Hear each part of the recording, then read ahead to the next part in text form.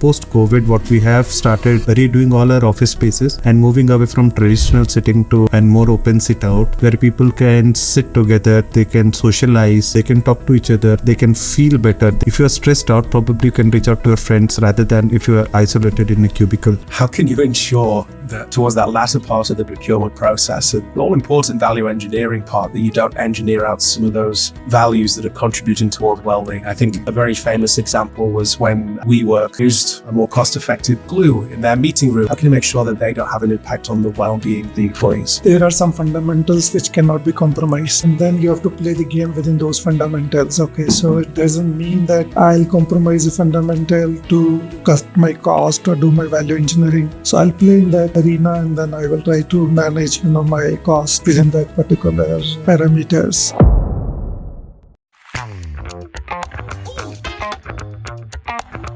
Welcome to the fourth episode of the Offices Made Great by Centrix Interiors podcast. I'm your host, Oliver Baxter, and I'm so pleased to have some fantastic guests with me this afternoon. In the third episode, should I say, we actually had some great facility managers in that was talking about all things facility management around the world on fire. And now we're talking to some procurement professionals, and we're going to be delving into well-being in a little bit more depth. So, gentlemen, thank you so much for joining me on the pod. Really appreciate your time. Thanks, Oliver. Cool. How did you find the traffic getting here? It was good. It's always an easy icebreaker in India, I find.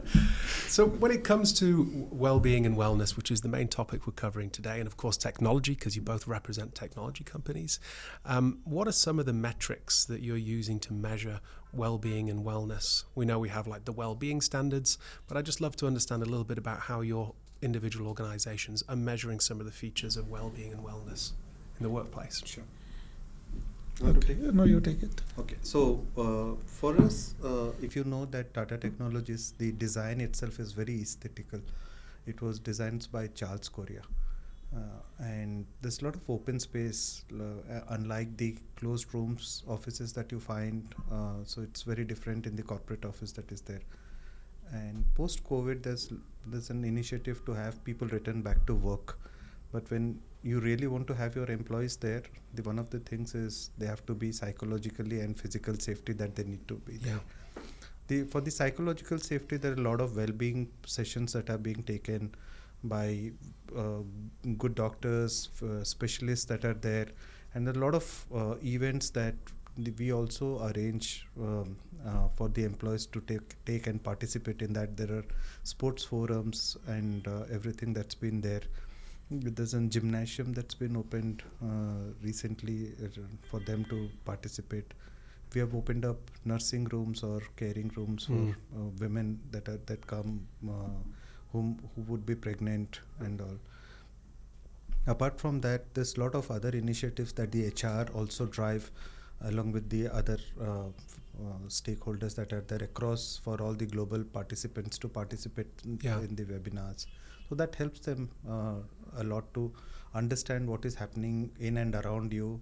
How do you be motivated? And being a technology company, the moment you walk into that, there's a lot of technology that has been enabled with respect to the way the offices are being redone in terms of measuring your carbon dioxide or the level that's there exactly, the clean air that you have, the purity of the air or the air quality. So these are few things, initiatives that we are taking to ensure that that's baby steps to go to a better world. So you mentioned some great initiatives, and at the end there you mentioned one of the ways that you measure those initiatives was the clean air content. Absolutely. Are there any other ways that you measure the well-being of the facility? Yeah, we also, for the well-being of, so for us, there was a day when a building was of brick and mortar, but right now it's more about how breathable is a space for an employee that they walk into this.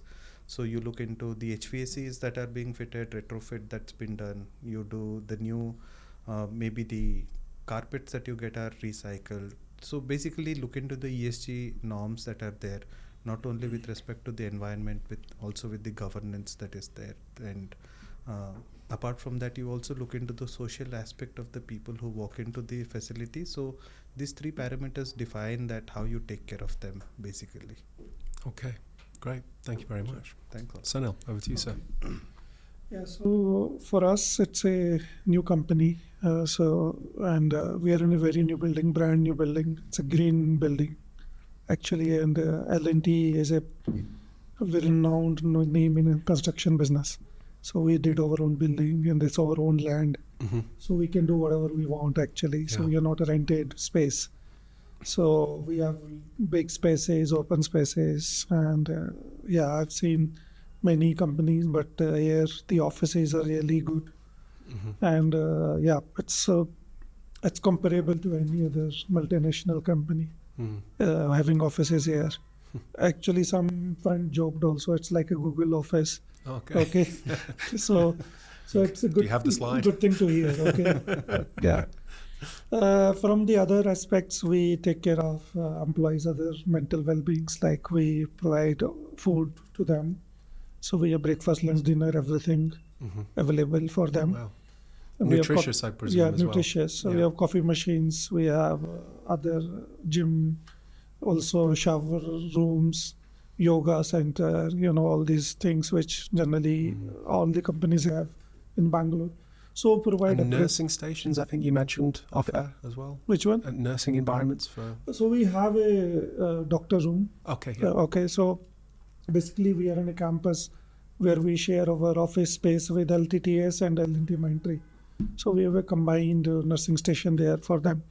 And we have ample parking. I think that's the biggest problem I have seen in my previous companies. Mm-hmm. The parking is a big problem to park your vehicles, but here we have ample parking Okay. for employees. So they can come stress-free. At least they don't worry about that, where I will park my vehicle once I reach office. So that is also a very good thing. So we have spent actually a lot of money, and we have thought about a lot of things while designing these buildings. Yes. So because employees spend 10 to 12 hours here, and it's almost their half of life, Yeah. if you just literally say, right? So we want to provide them all the comfort so they can come work freely and stress-free from here. So, apologies, I'm going to ask you guys to cast your mind back to the COVID days, the height of COVID, when we didn't know what we were doing, and we were implementing strategies. Some made sense, some didn't make so much sense. We started to see these acrylic and plastic screens put in offices to divide people up. We were removing cushions and any kind of peripheral accessories that potentially could have been contaminated by COVID-19, and anything that was unnecessary, we removed it. We looked at the HVAC systems and really got into that clean air story. But are there any of those initiatives that were done during COVID? And this might not be for your current employer if you change employers in the interim, but if you could think back to those days, is there anything that was an initiative then that has stood the test of time and actually just makes sense, like the HVAC systems basically, and really focusing on clean air initiatives in that regard? Anything additional that you guys can point to? I can tell you that initially we used to have this 5x5 setups that was mostly covered, or people were asked to come in masks. They used to come in auto. So there used to be a lot of vacant spaces because you will have to have one cubicle vacant to stop the spreading awareness. And because of the 5x5 traditional seating, there used to be a lot of social stigma of people going to office and sitting together.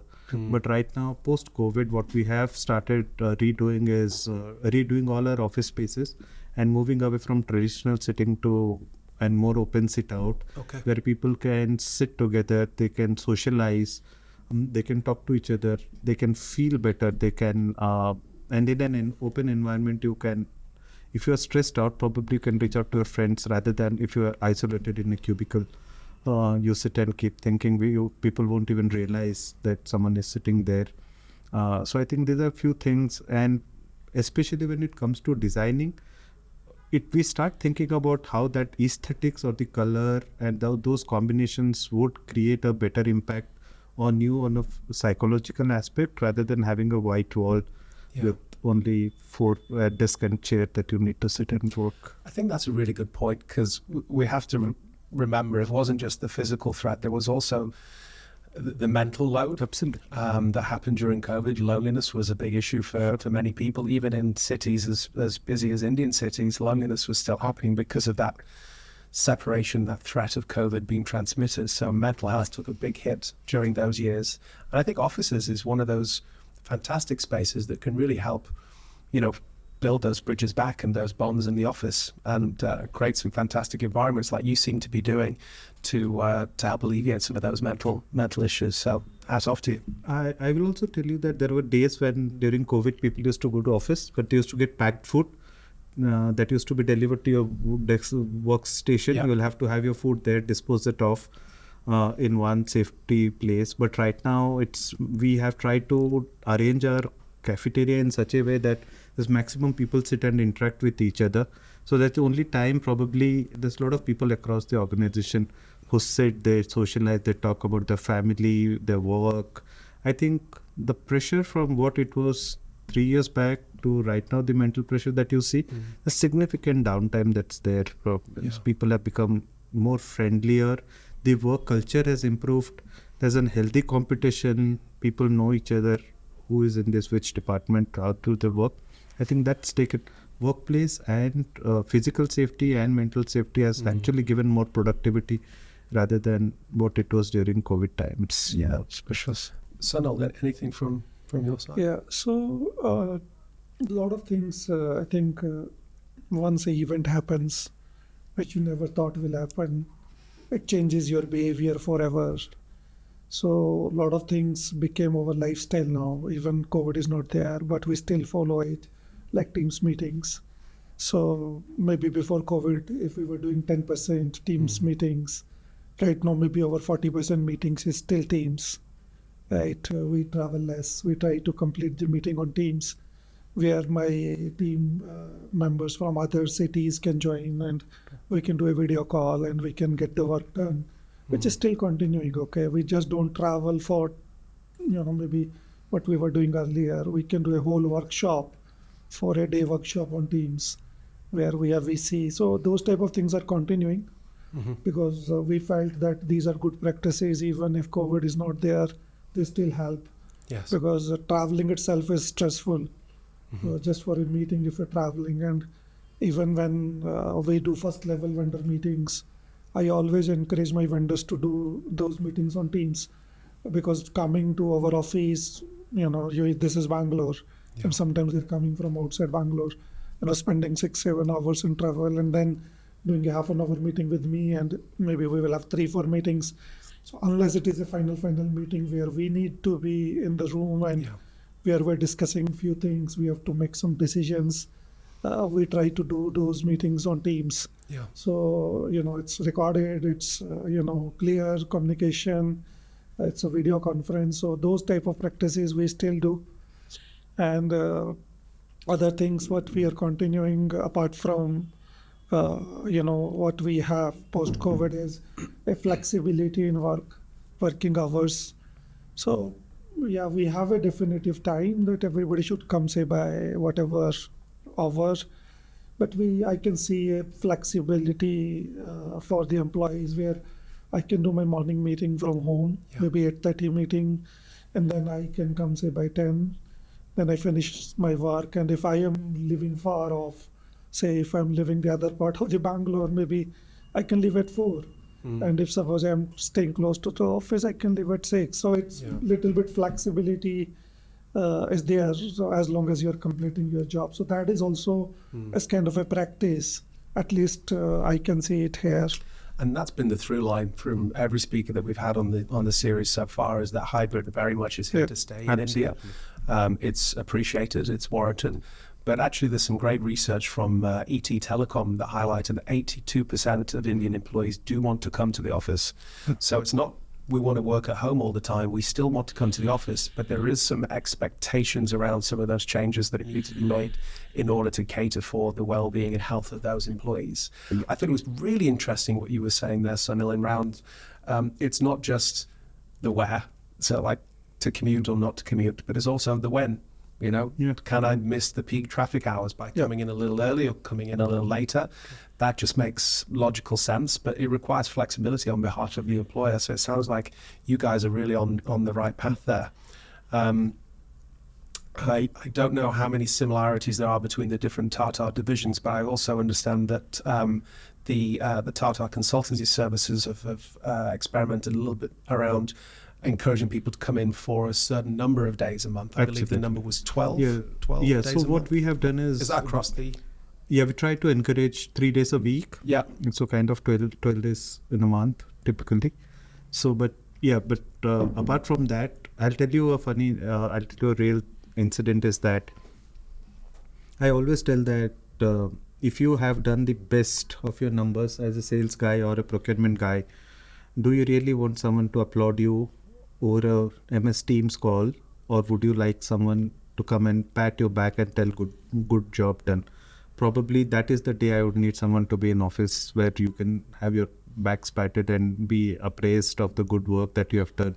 So these are some good days where we ask the footfall increases. We try to encourage people to come to office. We try to have a lot of arenas and also that people come, talk, socialize. And it's there's a lot of difference when people come to office rather than when they work remote. Yeah, but when it comes to traffic, definitely, and people working for hybrid is always good because the number of vehicles off the road is your carbon dioxide savings. You definitely contribute to something better. I do believe in that. Carpooling is one option which I do believe. You can talk, you can socialize with your own fellow colleagues, may not be from the same department, but from the same office. Yeah. You understand what's happening on a business model. So I think there are good things that... I actually work with a tool called Workplaced, with a D on the end. We can do a lot of things as part of that tool, but one of them is being able to assess the carbon emissions of the organization based on the hybrid policy. So if we know where you live roughly, don't need your exact home location, but just the area and where the office is and your mode of transportation, we can calculate the time, the distance and the carbon emissions of you as an individual, which is interesting. But when we start to stack them up at an organizational level, we can see, that let's take Amazon as a good example. They reverse their 3 days in office to 5 days in office. So their carbon emissions are going to go up because there's more people commuting, which is fine, presumably from their point of view. But if HR at Amazon at the same time have a mandate that they need to be carbon neutral by 2030, well, they're not going to be able to achieve those goals based on the RTO policy that they've just installed. So previously we haven't had that data to play with and to arm the HR with facilities and to make those more informed decisions. But now we have tools like Workplace that can help plan for hybrid, which is the biggest question that everyone's been asking since 2020 is how do we design workplaces? How do we plan for people when we don't know who's going to be in at what time? And I think technology, the area that you guys play in, is really going to solve some of those solutions. Do you guys have any occupancy tools that you use to figure out who's in the office for as of today we don't use, but we do use the cards to track who's in the office and all. But but the only thing is, as you were telling, that some of these decisions has to be a top down as a large conglomerate that you have. Like Tata's have something called Project Alingna or Net Zero by 2030. Okay. 445, the dates that are there. And it's not a bottoms up approach, it's a top down approach. As an organization or a group of 200 plus companies will have to adhere to that. So every organization within Tata Group makes small baby steps to reach to that goal as one large group. And one of that is definitely a better place to work. Yeah, for sure. In circular economy and more about mental health and of the employees, because I'll tell you that we wanted to buy in a tool and we were trying to show that to the CFO, and the first question he asked is, what is there for the employees? Tool is only a tool, but what will the employee benefit from that? So I think that's how a leadership thinks or should think. Yeah, absolutely. I mean, the first client is your employees. Absolutely. I think it was Richard Branson that said that. If you look after them, they'll look after the second clients, which is everyone outside of your organization. I think it's fair to say that procurement often gets associated with being extremely cost sensitive and cost minded. But how do you balance well-being, cost and technology? Which is the metric that does drive your decision making the most? Is it still costs, or is it well-being, or is it technology, or is it employee performance?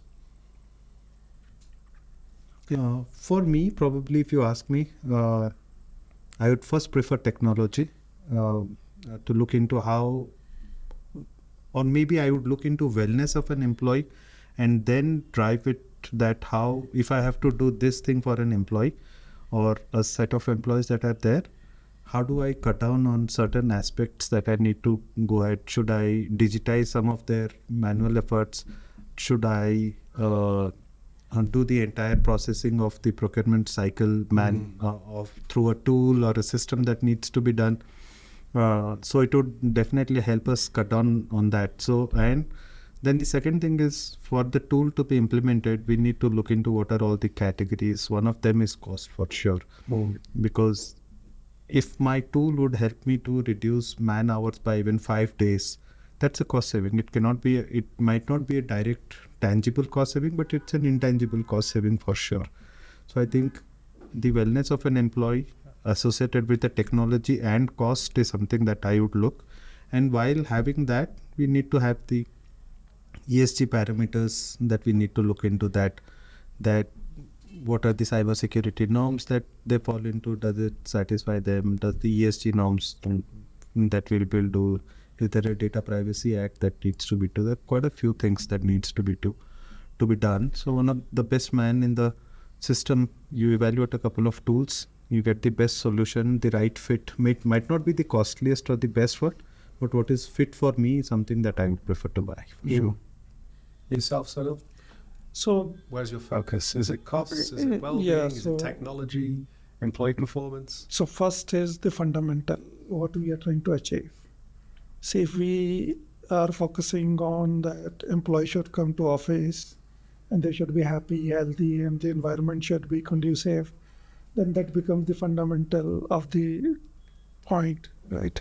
So keeping that in mind, to technology is just an enabler to enable it. So how we can make it smooth for them, so they don't feel it, but still they can experience it. Yeah. For example, we not here, but in our previous company, we saw that, some employees, they just come maybe 2 days, 3 days. That's enough for them because they are in such roles. But for such roles, they have to come to office every day. Suppose they are working in lab or some functions where you need high touch. So we allocated definitive seats to people who are coming every day to office. So they can, make it like their home, they can put their things on the desk, family photo, this and that. But there are some people who are just coming for 1 or 2 days. So assigning them a seat will be very cost prohibitive or doesn't make sense to us. So we kind of created a floater seats pool for them, which they can book like online before coming, and say 50 seats are available for them. They can sit anywhere in that 50 seats and they can book that seat. So they still get the same experience, but they can choose, wherever they want to sit. Okay, today I want to sit near the window. Next time I want to sit in a cabin. Day after tomorrow, maybe I have more meetings.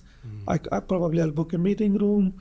So we give that kind of flexibility to those people. And some people who are coming every day, they have a definitive seat or place. So they have this home feeling that, okay, they're not worried that my seat will be changed every day and I'm, moving my screen or whatever, from seat to seat. So those kind of things. So that kind of hybrid type of planning of your desk, your workstations and your meeting rooms helped us satisfy the employees as well as focus on the cost area, because we reduce seats, okay, but not impacted anybody. Yeah. Right. So we got both. And then technology enabled it, because technology is available for them to book it online, your desk, for a week, for 10 days, in advance. So this is how we try to manage everything. I'm about to say a bad word. Value engineering.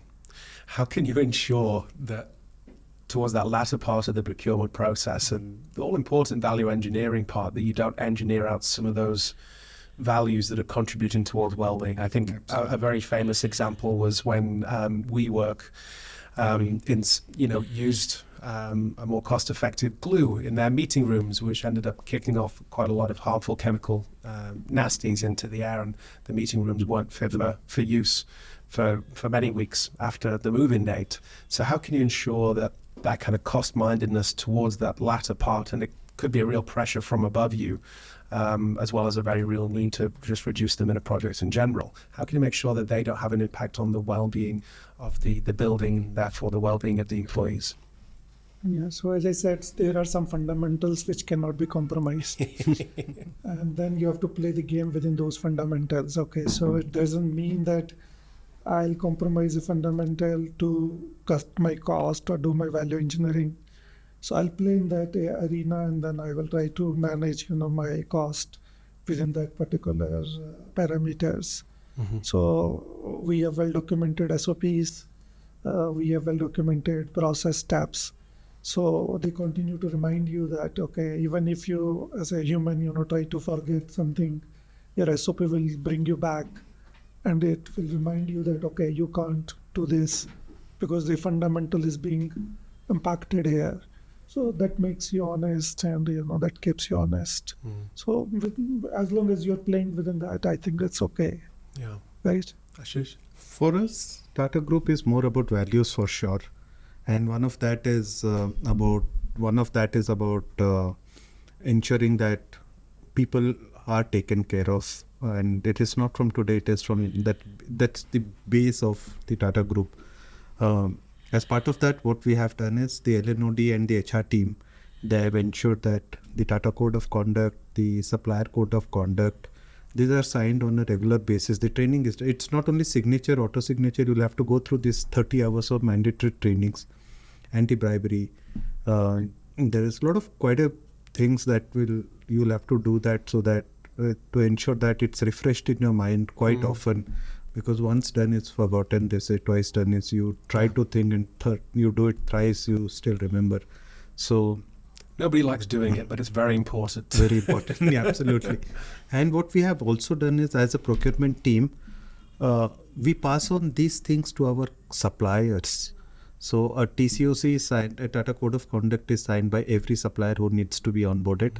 A supplier code of conduct, that is a standard document, is also signed. In our purchase orders, we have given them links of ethics, that if you think from Tata Technologies someone is trying to influence you or misbehave with you or try to put you in a bad spot, you can definitely reach out to the ombudsperson and all. So it not only drives the goodwill within the organization, it also passes on the good things outside the organization, because not every supplier is a vendor. They are your partners who run your ecosystem in good faith. The ethics is right, the moral values is right, because once something goes wrong, the damage to the value or an organization or a group is much higher than the value of the actual product that you would have bought. So we try to ensure that as a procurement team, we run a ethical supply chain with business top up and bottom down, so it's covered. Okay, so let me reverse that cost mindset for a second then. Imagine the CEO comes up to you and says, I've got a blank check here and I'd like you to deliver some form of wellness feature across the office, and it's related to technology, so Internet of Things. Is there any technology that you're particularly excited about in the wellness space that you'd love to implement in your office if you had that blank check? Yeah, maybe right now some people want to bring their kids to office, and I see they are bringing also, because sometimes there is no choice. I would like to spend some money for those kids, maybe create a kids room for them. So because I see they are sticking to their father or mother for the whole day, like sitting next to them, and they are doing meeting and kid is sitting just, so maybe some place for them where a nanny can take care of them or something like that. But let's say, I know it's just maybe 2-3 kids, for like 500 employees. But if I have the blank check, maybe we'll do something like that. So they are also happy when they visit our office. Yeah. and they should feel proud that our parents work here. Does that include the fur babies as well? So cats and dogs? Because I've seen plenty of examples of bringing the animals to the office Animals as well. in India I have not seen. In my some assignments outside India, I've seen people bringing their dogs and cats. I think there it's normal, but in India it's still a kind of a prohibitive. Yeah. I think it's a mental prohibition, right? I've not seen It's a anybody different bringing, association. Yeah. their dog to the office yet. I don't know how we will react as a management team, but till now we have not encountered any such instance. Yeah. Maybe it's difficult for the owner also to manage, like the parent, the pet parent, Yeah. to them to manage that, how we'll manage Yeah. that particular baby for baby. I should have brought that question to the facilities team in the previous episode, because I just had a nightmare, because obviously you're just chasing around with a pooper scooper or, wiping down the floors Yeah. after a urinary event. But I'll tell you, Oliver, it's quite contrary in Tata Group. If you go to the head office in Bombay House, you will definitely see a lot of these dogs who walk in and walk out of the office. Oh, Yeah, and there are we call them furry babies. So they are there. They are more like tagged. And they come in on time, they are fed, they are sent out. You go to our TMTC, the training center, management training center, you can see this little beds where the dogs walk around inside the office spaces, and they don't harm anyone. They go back, they have their own food. There are people who take care of them. Yeah. They're served. But their dogs are there, like they're not being brought by employees. No, but they're street dogs who come in. Ah, okay. But yeah, if you ask three things, probably what we would need to do is, one is on having a creche for working mothers and have an empathy for their children, because they would be mentally stressed out if they live somewhere. The second thing, probably need an investment on ergonomic furniture to ensure that people adjustable seats, desks and all.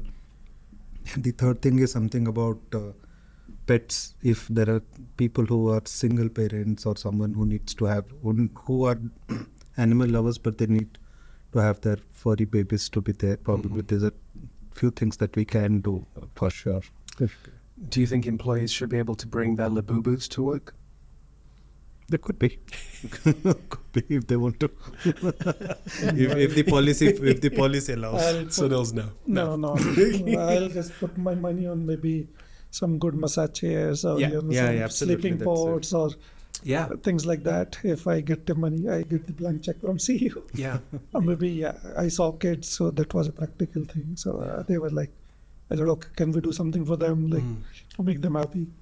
Yeah, I think I've probably seen maybe 2 or 3 offices in my tenure in the industry that had sufficient amount of plants in order to create enough oxygen for it to actually have an impact on people. And it's a lot more than you'd think it would be. It's around the 6 to 8 plants per employee mark. Oh, that's And actually the first journal article I ever read when I was 21, the first one I read at university, was actually based on an office in Delhi. And obviously Delhi is known for many things, but clean air is not one of those things that Delhi is known for. And so what they were able to do through providing the provision of plants, and the right plants in the right setting, so like peace lily and other plants, they created the cleanest office in the world in Delhi, just through plants and good air conditioning systems. Which office you're talking? Yeah. yeah. So I was also in Delhi before I shifted to Bangalore. So we also solved this problem, at least inside office. So that would be, for me, if I had a blank check, it would be bring on the plants. And I know it has other issues, who's going to water and maintain them all the time. But I think plants are like a good indication of, I always say it's like the canary in the coal mine. If the plants are dying in the office, which they often are, that's the canary that stops singing. There's something happening in the office that's going to be affecting the human condition if it's affecting some other living plant. Actually, Bangalore is quite good AQI, so I generally keep checking. So Bangalore is as good as Austin, Texas, or somewhere outside like Singapore, So our AQI is quite nice. Okay. Even on day of Diwali, it was 59, and then Delhi was 500. Yeah. 500. So that is one blessing I got when I moved here from Yeah. Delhi. Nice. So every Diwali we got chopped Yeah. because of the smoke. Of course. But of course we will celebrate anyways. But here, even after so much of crackers, Yeah, as you was true. telling me, the AQI only moved from 38 to 59 or something. So I just keep counting my blessings that okay, I'm here. At least air is fresh. Yeah. One thing, what we have done is I've started telling people, do not give bouquets, because this bouquet that you give is Flowers, with bouquet of flowers, yeah. bouquet of flowers, because they look beautiful, but they last for a day, a week or so. Instead of that, you give them a nice little baby planter with a nice plant. The person who takes it is morally obliged to nurture the plant, and he will remember you every day rather than throwing it off Yeah. the bouquet somewhere, disposing it off. So I think this Absolutely. should be done. Yeah, I can get behind that and advocate for plants versus bouquets. Yeah, absolutely. We should do that. I've started pushing that. So, as we draw the interview to a close, gents, we have what we call the 7 quickfire questions. So it doesn't take more than a sentence to answer, although we've had a number of speakers that have waxed lyrical and given whole paragraphs, if not books, as responses. So if you could keep them, your answers as short as possible. And we'll start here and there, and then we'll just keep going back and forward, if I may. So we've got 7, and none of them are particularly taxing, so don't worry about it. We'll start off with, where in the office do you do your best thinking? Where inspires creativity for you in the office? Toilet. Toilet. I've heard that before. I have heard that before, because you've got peace and quiet, right? You're on your own, uninterrupted. You've got time to think. Yeah. But then we brought screens in there, and that kind of kills some of the creative juices sometimes. Thank you for your honesty. I appreciate that, Sunil. Ashish? It's my office room. It's one of the best that I have decorated. Yeah. A lot of plants and all. So that's my space. Lovely. In terms of beverages in the office, are you chai, coffee, tea, orange juice, any other beverage that jumps to mind that you particularly enjoy on the course of a working day? Yeah, I have Chinese tea, green tea. Nice. All day? All day we have green tea available. Okay. Even like into the evening? Because I'd be But, twitching. I think you're going towards that still is not popular here in India. Again, in my some of the assignments Yeah. outside India, we had beers in fridge, but here it's still a prohibited item. So Yeah. tea, coffee, we have multiple type of tea coffees available, so that we can have it. But green Chinese tea is your favorite. Yeah, and that's my Thank you. And mine also is favorite. My office favorite beverage is green tea with honey. Okay. So I love that. Or maybe a black coffee for sure. Maybe in the morning, the black Maybe in the morning, Yeah. and in the evening it's definitely a brewed beer. As soon as you leave the office. Yeah. What's the one habit that you wish more people would drop, just stop doing in the office? That's nothing coming to my mind. But It's okay. We'll ask Ashish first, please. Stop being egoistic, Okay. being judgmental Okay. and tense. So I think these 2 things would definitely, and be more empathetic to others. Yes. That's They nice. need to embrace that. yeah, I think they will do what they want to do. I'm nobody to judge that why they are doing that. But that's fine, I think. I was joking with one of the other episodes that if they could just stop microwaving fish, that would be a great habit to drop. But it sounds like you're a very, very forgiving person, Sunil. So Yeah. I like that. If you could redesign one thing in your current office, what would it be? And maybe I'll give a little bit more space between the 2 seats. So we're sitting too close, I think. Okay. Is that for like all the workstations or All the specific? workstations. Yes.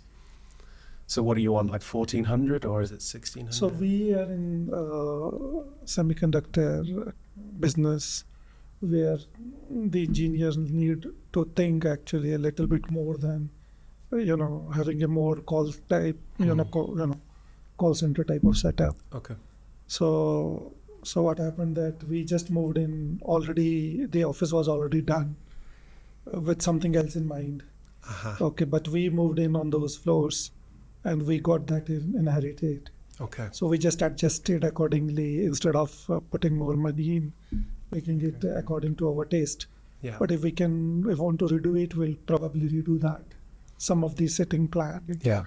Okay. So it sounds like you're wearing someone else's suit. It wasn't tailored for you. It was not tailored for us, Yeah. and it was tailored for one of the sister company. Yeah. And then just we were looking for a space to sit, and we were growing very, very fast. So we got 2 floors from them. They were almost done. Yeah. We just walked in and we said, okay, we'll make this our home. So Okay. I would love to get the interiors to be done because it's a beautiful heritage property designed by Charles Correa, but the interiors are typical factory types. So we'd love to ensure that they become more vibrant with colors and desks. It should be beautiful. If only you knew a company that could help you with the interiors. Absolutely. Centrix has done one of the thing, and it's become a landmark for everyone. It's become a point where, including the CEO to every ELT member has visited the property to that particular tech center. It's beautifully done out. Okay. You should visit. We'll I'd love to. host you. Thank you for the invitation. Absolutely. Real easy one. Music while you work or no? sorry, what is it? Music while you're working or no music? No, I am not a music person. Yeah, I have a lot of playlists that I keep listening to. Yeah. And after 6 p.m. it's a bit loud, but otherwise it keeps. I listen to a lot of fusion, Western, Carnatic classicals, more of that. I saw the passion in your eyes. It literally widened when I said music or no. You're like, oh yeah. Yeah, I do that. Hybrid or fully in office or fully remote? Which would be your Hybrid. preference? Hybrid for sure. Okay. It's really interesting because that's what's uniting every speaker that I've interviewed in India. And I think locally you understand that that's the case, but I think externally from the rest of the world, they would imagine that there's more of a RTO perspective than there seems to be more of a hybrid perspective here. What is the smallest design detail in an office that makes the biggest difference to you? Yeah, meeting rooms should be tastefully done, and appropriate technology should be available there. Sometimes 50% things don't work. It's not the So first we time I've heard this. Spend a lot of money on certain, equipments, and people are still pulling wires to connect. And they're supposed to be Wi-Fi or Bluetooth or things like that. So Yeah. And then there's a firewall that came out of nowhere, so you can't connect to the Yeah. internet or the screen. yeah. Yeah. So maybe more simple equipments there, which can be used by everybody. Cool. For me, it would be colors and technology. Yeah. It's interconnected to each other. That's that. Any specific technology? Maybe your audio video systems, because majorly that is what you try to use it in office. Some good Wi-Fi that needs to be there because now the whole world is connected on internet. That's there. And furniture when it comes, because ergonomics is something definitely that needs to be there because you spend at least 8 hours on a chair. It has to be good. Yeah. Absolutely. Yeah. I always say you need 3 things in life. A good pair of shoes, because you're going to be standing a lot. It needs to be comfortable, but also look nice. A good bed, because you're going to be sleeping for half your life. And then the other one is a good chair to sit in, especially whilst you're at work. I think during COVID, everyone realized the importance of ergonomics because they were working from their sofas for extended periods of time. And although that is a comfortable space, it is not an ergonomic space. And musculoskeletal issues, I think, just went through the roof during COVID, which is why employers started to give stipends to their employees so they could invest in furniture, or they let them bring their chair home so that they could work in a more effective manner. I was just having a fun time with my friend with a colleague of mine, and we were walking down the stairs, and he was like, "Oh, it's a Monday morning. I would not left to work and all." So I asked him, "What do you want to do?" Then he said, "Let me think about it." So I told him that 2 things: you need to have a comfortable shoe and a comfortable brief, because you'll have to sit. But I'll ensure that I give you a comfortable chair to sit, because that's something that we can get him in office, but the rest too is something he has to carry from home. Yeah, absolutely. Well, that draws our conversation to a close, gentlemen. Thank you so much for your time. Thanks, Oliver, Thank for you, having Really us. do Thank appreciate you it. so much.